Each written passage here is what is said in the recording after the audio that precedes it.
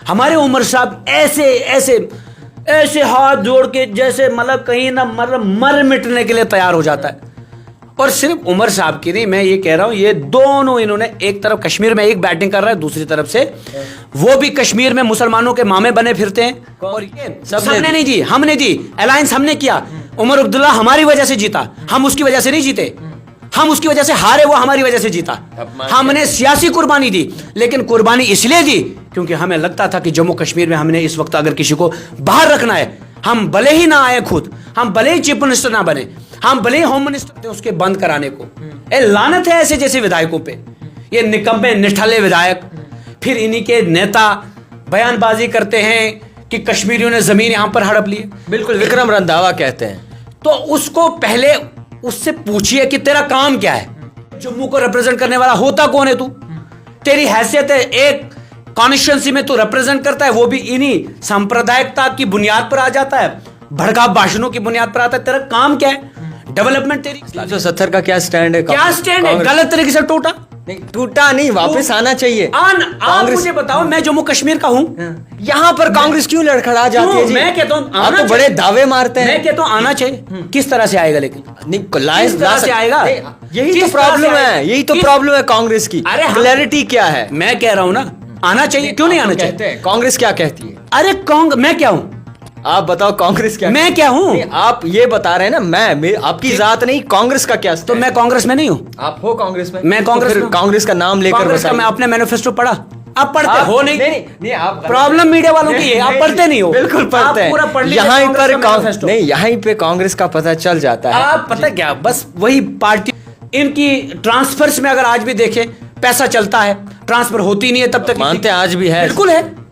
कई सारे लोग आप अपनी ही सरकार के खिलाफ। अपनी सरकार नहीं, आपकी अलायंस सरकार, मेरी सरकार। अच्छा जी, गुलाम नहीं है हम कि हम बोलेंगे मेरी सरकार। अबे हम सपोर्ट इसलिए दे रहे हैं, अलायंस है। आप क्या चाहते हो, हम बीजेपी के साथ जुड़ जाएं?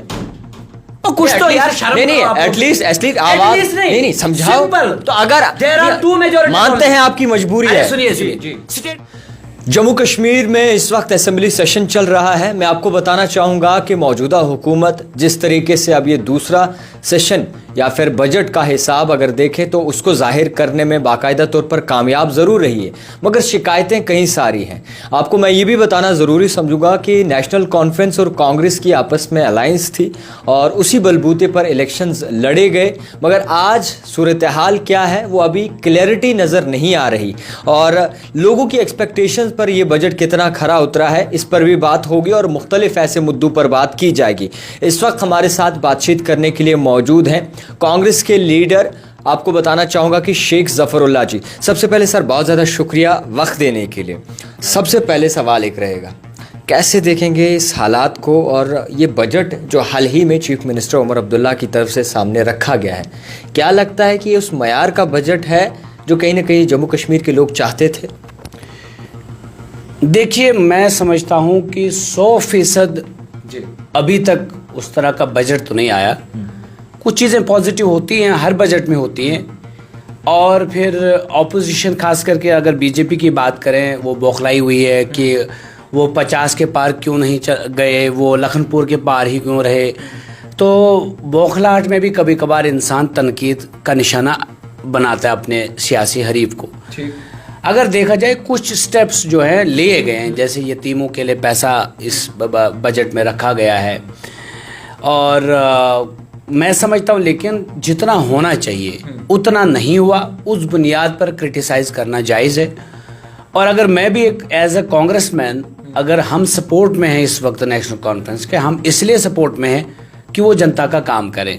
जनता ने एक बहुत बड़ा मैंडेट नेशनल कॉन्फ्रेंस को दिया, इखलाकी फ़र्ज़ हमारा बनता है कि हम उनके साथ खड़े रहें। और दूसरी बात, हमने तो प्री पोल अलायंस भी इसीलिए किया था कि हमारा एजेंडा इस वक्त ये था कि हम भारतीय जनता पार्टी को पावर कॉरिडोर से बाहर रखें। ऐसे में हमारा साथ देना लाजमी है नेशनल कॉन्फ्रेंस को, चाहे प्री पोल अलायंस की बात करें, पोस्ट पोल अलायंस की बात करें। लेकिन एट द सेम टाइम हम सरकार से पूछेंगे कि हम आपको सपोर्ट भी कर रहे हैं, आप कर क्या रहे हैं। आप काम नहीं करेंगे तो हम बताएंगे जनता को कि ये काम नहीं कर रहे, ये भी हमारा ही फर्ज है। तो कई सारे लोग जो हैं बोलते हैं आप तो अलायंस में हो, तो आप क्या कहना चाहते हो कि हम अलायंस में ना रहें, हम बीजेपी को सपोर्ट करें? ऐसा तो होगा नहीं हमसे। तो इसीलिए हमारी मजबूरी है हम अलायंस में रहें और सपोर्ट करें नेशनल कॉन्फ्रेंस को, ताकि बीजेपी जो हथकंडे अपना रही है पावर कॉरिडोर के अंदर आने के लिए, वो उस पावर कॉरिडोर से बाहर रहे और वो नाकामयाब साबित हो। मगर चुपकी क्यों साधी जा रही है? नहीं, चुप नहीं है, मैं तो कांग्रेस, आप मुझे पूछिए ना जो पूछना चाहते हैं, मैं पूछ रहा हूँ जवाब दे। खामी कहाँ पर नहीं है? तो कांग्रेस हो ना। हाँ, आप कांग्रेस है, मान लीजिए आप कांग्रेस हैं। खामी कहाँ पर है? बजट में कहाँ पर दिक्कत आ रही है? सबसे पहली बात तो यह है कि पैसा जितना देना चाहिए सेंट्रल गवर्नमेंट को उतना दिया नहीं जा रहा है। उसके बाद अगर दिया भी जा रहा है तो बजट का कम से कम 30% 20% ऑलरेडी वहां से डायरेक्शन होती है कि ये आपको पुलिस के लिए लगाना है। आप समझ रहे हैं? बिल्कुल। तो जब आपको और रेवेन्यू जनरेट करने के लिए आपको 10 जगह पर फाइल रोकी जाती है, तो आपके पास जो होगा, आपकी जो इनकम होगी, एक्सपेंडिचर भी उसी हिसाब से होता है। जब आपकी इनकम रोकने की कोशिश भारतीय जनता पार्टी के द्वारा की जा रही है, तो असली मुजरिम जो है, आज भी मैं समझता हूं भारतीय जनता पार्टी के लोग। आप किस तरीके से भारतीय जनता पार्टी? मैं बोल रहा हूं ना कि सेंटर से आता है पैसा। बिल्कुल। आपको बराक ओबामा तो भेजेगा नहीं, डोनाल्ड ट्रंप तो भेजेगा नहीं। आपको कहां से पैसा आना है? सेंटर से एलोकेट होता है, पैसा आता है, उसी के हिसाब से आप यहां का बजट तय करते हैं। अगर वहां से आपकी कमी बजट में आ गई, पैसे में कमी आ गई, तो यहां पर भी आपको वो कमी रहेगी। अगर आपका ही भेजा हुआ अनइलेक्टेड डिक्टेटर कहा जाता है एलजी को, वो इलेक्टेड नहीं है, अनइलेक्टेड डिक्टेटर है वो। डिक्टेटर मानते हैं? और क्या है फिर? मुझे बताइए, 6 साल से एक बंदा बैठा है आपके सर पे, न वोट लेना न कुछ लेना। जो जनता का वोट लेकर कहीं गद्दी पर ना बैठा हो, वो जनता की क्या कदर जाने। उससे पूछो जहां से वो हार कर आ गए मेंबर ऑफ पार्लियामेंट इलेक्शन, तो वहां तो उनको तो हरा दिया, यहां फिर किस जवाज के तहत, किस इखलाकी फर्ज के तहत वो यहां पर बैठे? ये डिक्टेटर ही हुआ एक किस्म का। अब वो डिक्टेटर जो है इलेक्टेड गवर्नमेंट की हर फाइल को दबा देता है। और उसके बाद कुछ कमजोरियां सरकार के अंदर भी हैं। एक तो ये जो हमारी सरकार, नेशनल कॉन्फ्रेंस की सरकार, इनका झुकाव जो है एकदम से हमारी सरकार हमारी इलेक्टेड है, मानते हैं आप? तो आपकी भी तो है, आपकी हमारी नहीं, लोगों की तो है। तो आप तो कांग्रेस के हैं ना। आप प्रोफेशन अलग अलग हो सकते हैं। After all we all are the people of the Jammu and Kashmir. आप कह रहे हैं आपकी भी तो सरकार है। कांग्रेस के आपका तो बराक ओबामा कोई चीफ मिनिस्टर नहीं है। आप कांग्रेस के हैं ना? मैं वही कह रहा हूं, आपका कौन है चीफ मिनिस्टर? आप मानते हैं आपकी सरकार? चीफ मिनिस्टर उमर अब्दुल्ला जी। आपका भी है ना? तो फिर मैंने कौन सा गुनाह किया? मैं कह रहा हूं मेरा। आप कह रहे हैं हमारी सरकार है, आपकी सरकार है। आप एज अ कांग्रेसमैन कह रहे हो या फिर पॉपुलर गवर्नमेंट है? मैं कांग्रेस में नहीं भी होता, बीजेपी वालों को भी बोलना चाहिए कि हमारी सरकार है। ठीक है, मानते हैं। अगर हमारा अपोजिशन लीडर हो गया तो हमारी सरकार नहीं हो गई, हमारा चीफ मिनिस्टर नहीं होगा। और सरकार सिर्फ चीफ मिनिस्टर से नहीं होता है। सरकार means all, it is a system. Government is a system. There we have leader of opposition also, we have chief minister also. Congress को फिर किस चीज का डर है?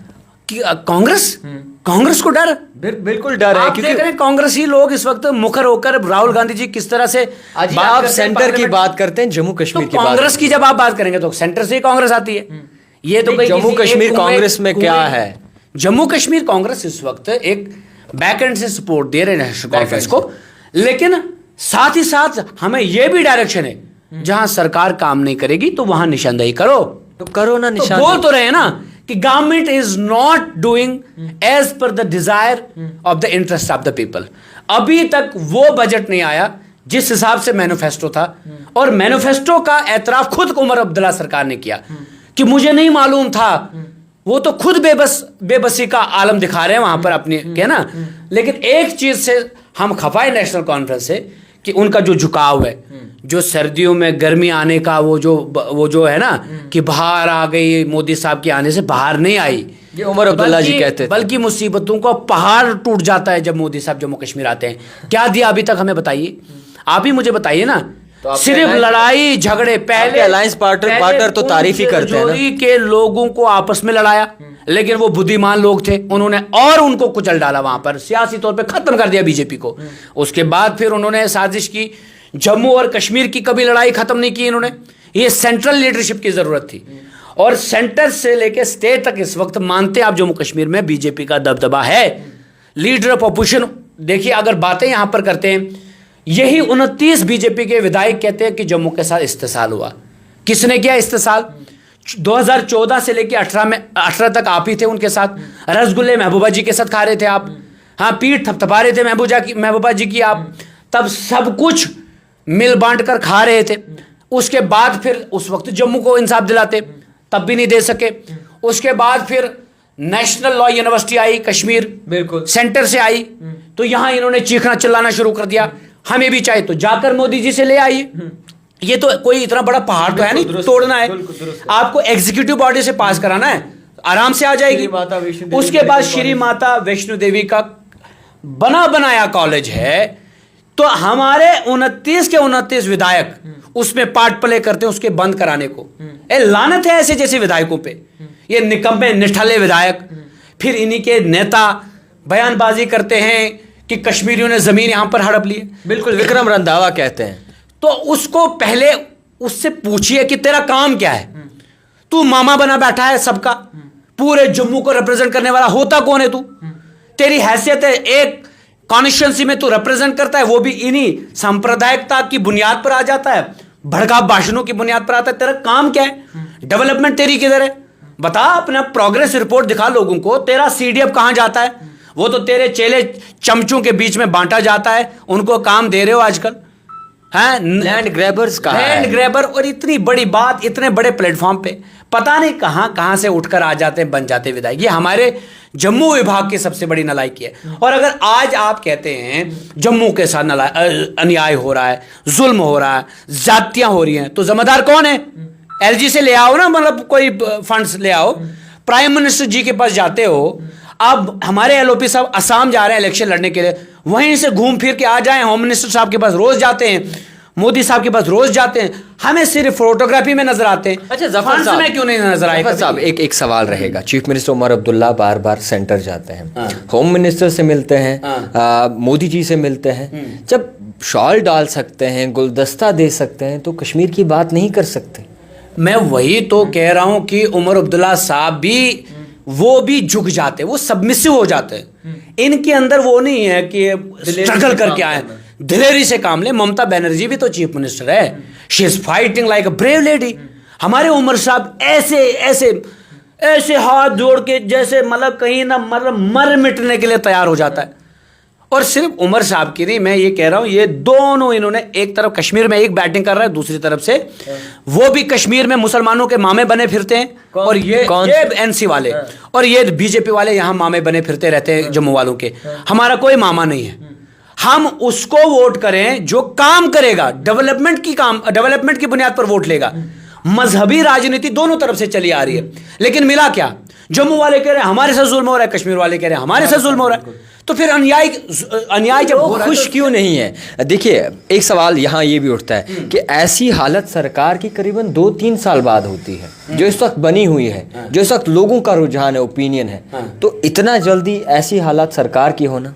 देखिए, एक तो मैं ये समझता हूं कि सरकार को कुछ टाइम तो देना चाहिए।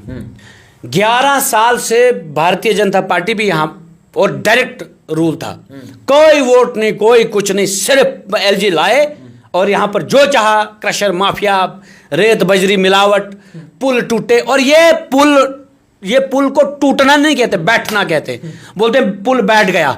ऐसे विधायकों से हम नजात ही मांग सकते हैं ऊपर वाले से। फिर रही बात जो नेशनल कॉन्फ्रेंस की आप बात करते हैं, असल में पता है क्या, आप मीडिया वाले पूरा एक ना कंपैरिजन नहीं करते हैं, एक प्रॉपर तरीके से आप एक इमेज नहीं लेकर आते हैं। इंडिविजुअली कई लीडर अच्छे हैं जो आज भी काम करते हैं, जैसे कई सारे लोग, जैसे कि जोरी में देखें, इफ्तिकार साहब हमारे कांग्रेस के एमएलए, बहुत अच्छा काम करते हैं। इरफान हबीज लोन साहब कांग्रेस के। और आप तो अपनों की चर्चा करें, अपनों की नहीं, मैं आपको सीरियसली बता रहा हूं, ये एमएलएज हैं जो काम करते हैं।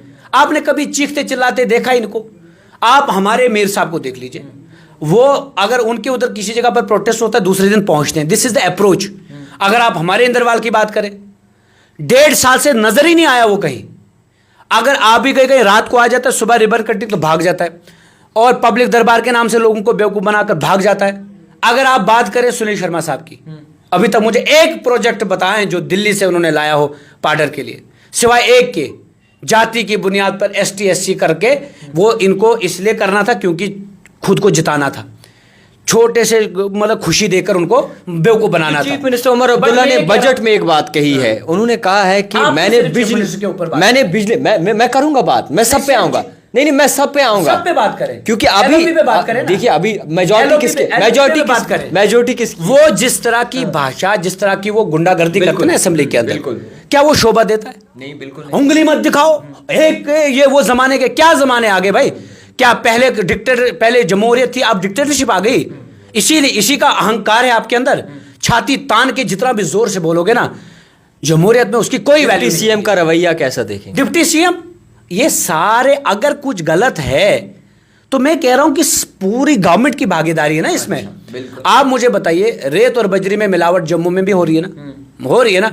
वही पुल जो बैठा और टूटा जम्मू में, इन्होंने ही बनवाए ना। वो डिप्टी चीफ मिनिस्टर हो, चीफ मिनिस्टर हो या एलओपी हो, सारे के सारे निकम्मे और निठल्ले काम नहीं कर रहे हैं। किसी भी जगह पर काम नहीं हो रहा है। अगर वो काम नहीं कर रहा है तो ये एलओपी जो एलओपी का रोल निभा रहे, कहां निभा रहे? मुझे बताइए ना।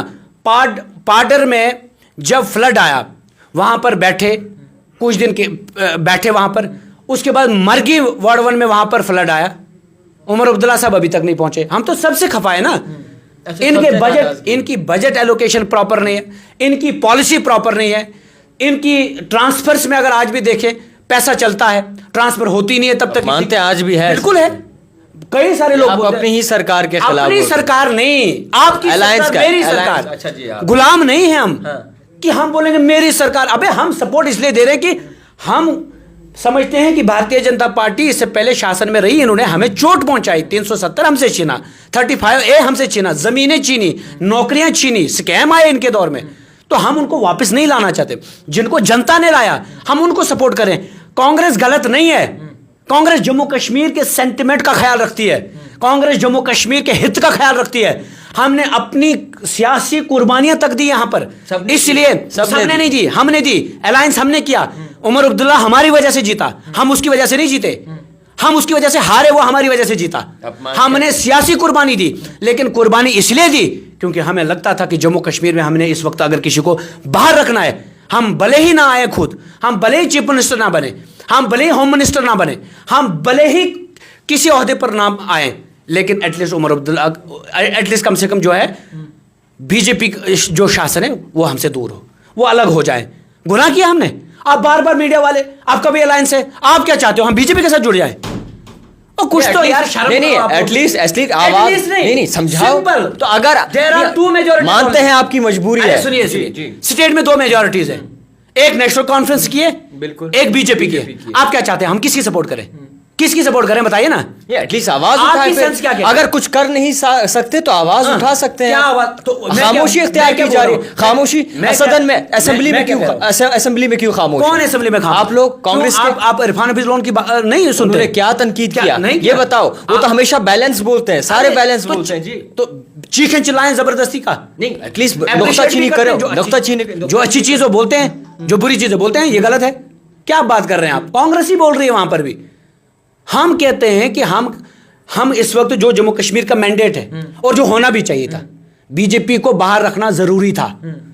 जम्मू कश्मीर के हित की बात है ये, कुर्बानी खाली कांग्रेस। अगर बीजेपी की सरकार आई होती ना तो आज आप ये माइक लेकर नहीं होते यहाँ। अच्छा जी, लिख कर लीजिए आप। अच्छा। अगर आप इंतजार करें ऊपर वाले से तौबा करना कि बीजेपी सरकार कभी जम्मू कश्मीर ना आए, इनके ऐसे मंसूबे हैं ना, मुश्किल हो जाएगा आपके लिए।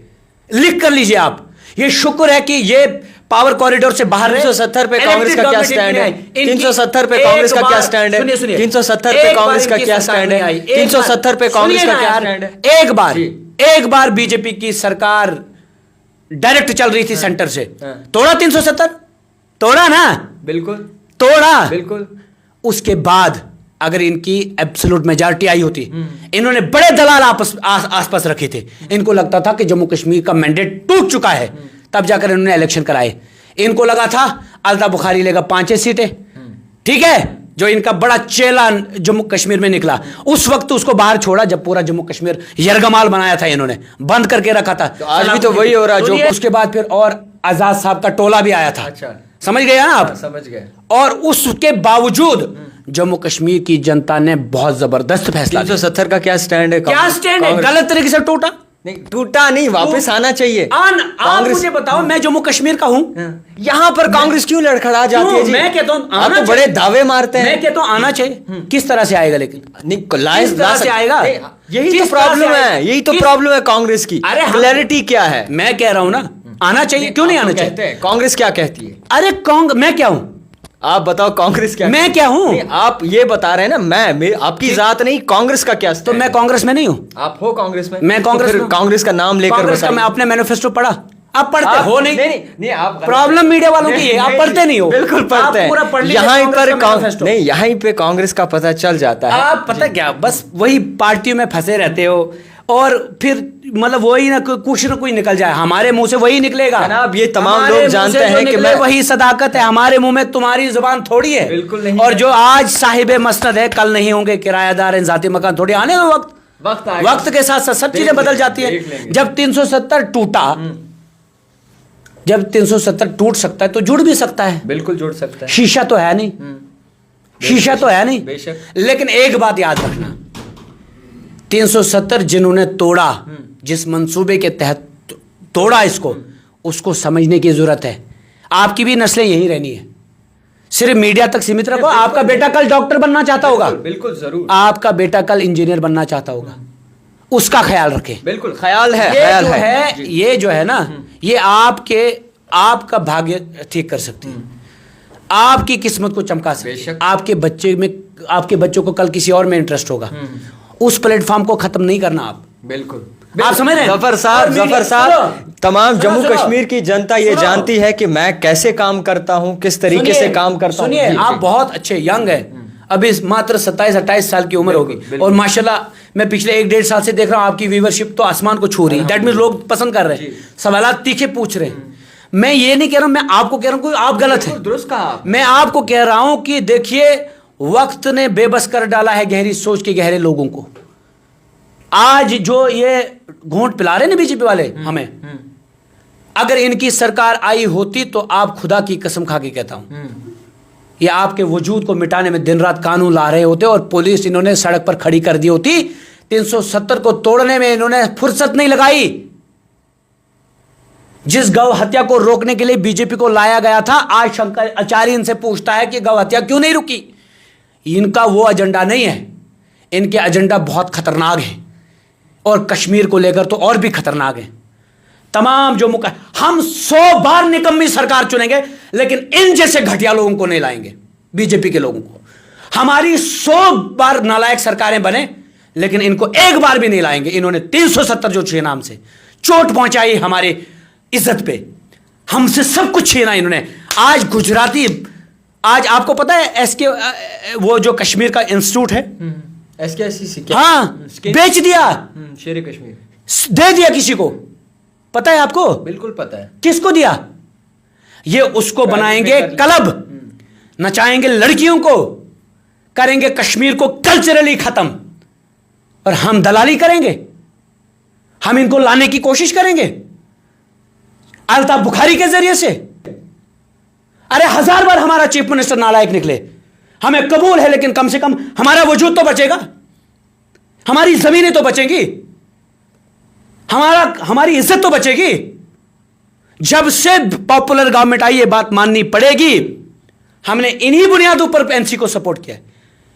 नहीं तो रोज डांस होता था और एलजी जाता था, पहुंचता था वो मफलर लगाकर, उसको होना चाहिए ड्रेस कैसा, लेकिन जब मरगी में फ्लड आता है तो वहां नहीं पहुंचता है।